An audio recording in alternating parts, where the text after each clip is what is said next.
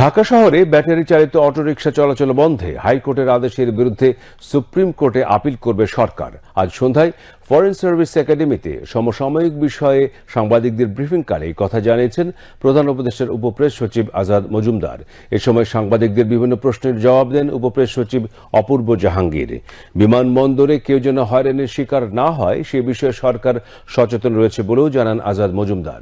এই বিষয়ে অযথা হয়রানি বন্ধে সুনির্দিষ্ট নীতিমালা তৈরি করা হবে বলেও জানিয়েছেন প্রধান উপদেষ্টার প্রেস সচিব শফিকুল আলম। সমস্ত এজেন্সিগুলোর সাথে কথা বলে একটা নীতিমালার আলোকে, কেন শুধুমাত্র তো অবশ্যই এখানে ভিন্ন মতের বা জ্বালানি যাদের আছে এগুলোর নাম থাকবে না, কিন্তু আপনি জানেন যে অনেক ক্ষেত্রে যদি হয় ব্যাংকগুলো বলে যে এই নিয়ে এনাকে আপনার বিদেশ গমনে আপনি বিরত রাখতে হবে বা কোর্টের অর্ডার থাকে। তো এই যে পুরো যে বিষয়গুলো এটাকে যাতে একটা সুনির্দিষ্ট নীতিমালার মধ্যে থাকে, একটা ট্রান্সপারেন্ট নীতিমালা, যেটা আপনিও জানতে পারবেন, অন্য বাংলাদেশের যে কোনো সিটিজেন এই বিষয়টাই জানতে পারবেন যে উনি যেতে পারছেন না বিকজ উনার নামে ব্যাংকের থেকে একটা নোটিশ আছে যে যেন ওনাকে বিদেশ গেলে আমাদের সমস্যা হবে।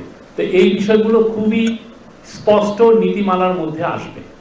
ঢাকা শহরে ব্যাটারি চালিত রিকশার শ্রমিকরা গত কয়েকদিন ধরে প্রতিবাদ করছে, আজকেও তারা প্রতিবাদ করেছে। সরকার সিদ্ধান্ত নিয়েছে, আসলে এ বিষয়ে মহামান্য হাইকোর্ট যে আদেশ দিয়েছে, সরকার সিদ্ধান্ত নিয়েছে যে এই আদেশের বিরুদ্ধে সরকার সুপ্রিম কোর্টে আপিল করবে। আমরা আশা করি সুপ্রিম কোর্টের কাছ থেকে এই বিষয়ে একটা ইতিবাচক সিদ্ধান্ত পাব। কেউ যদি সামাজিক যোগাযোগ মাধ্যম ব্যবহার করে কোনো ধরনের গুজব ছড়ায়, তাহলে সেই গুজবগুলোকে প্রতিরোধ করার জন্য সরকার সাধ্যমতো চেষ্টা করে যাচ্ছে।